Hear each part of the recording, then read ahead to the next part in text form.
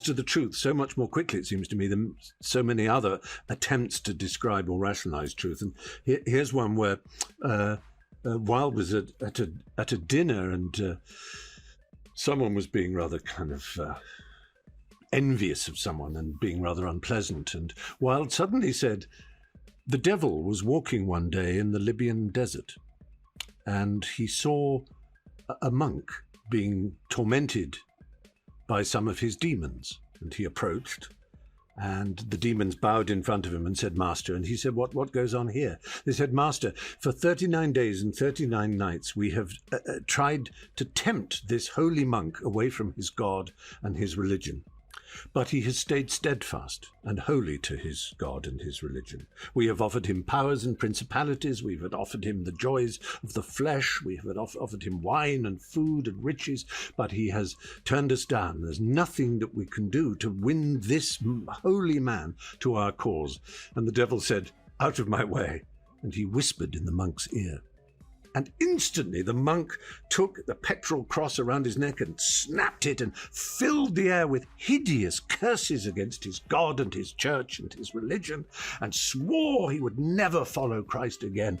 And the demons fell down in front of the devil and said, Master, what can you have said in 1 second that we could not? What did you say to him? And the devil said, oh, it was very simple. I just told him his brother had been made Bishop of Alexandria.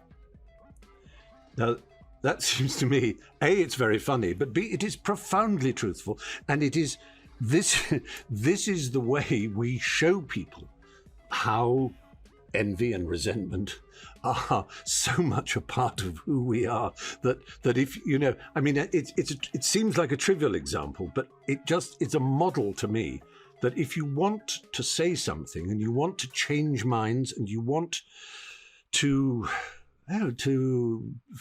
burn people with the flame of love and hope and connection that we all secretly believe in, that makes us gasp when we read poetry, or makes us feel what love is and joy and all the things that we're mostly too embarrassed to talk about because they're a bit soppy, but truly they matter more than anything else. We displace them on kittens and so on, but we really, really, we care about these things.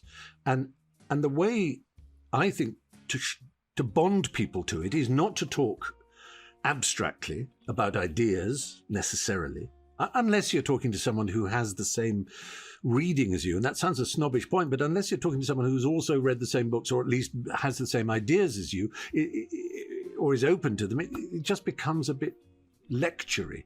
Whereas if you can tell a story instead, or a parable, that's, especially if it's funny or it's sexy or it's got some quality that just tickles, that strokes us, then you bring people to a connection and unfortunately most of the world who use the art of rhetoric and persuasion and do it for nefarious purposes, and maybe that's the key, is to try and build up, as you are doing, and I hope I'm doing in my own way, the value of story and looking deeply into the nature of characters within stories, that even though it's just a story, it might actually be a portal to something really profound that will touch you and change your life.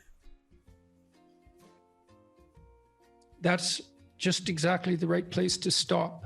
Yeah, good. I'm sorry it has to stop, but it's been wonderful. It's been me an hour too. and 3/4. I knew that we would. I was primarily worried about this conversation because there were so many things that I wanted to talk to you about. I didn't know what I would talk to you about.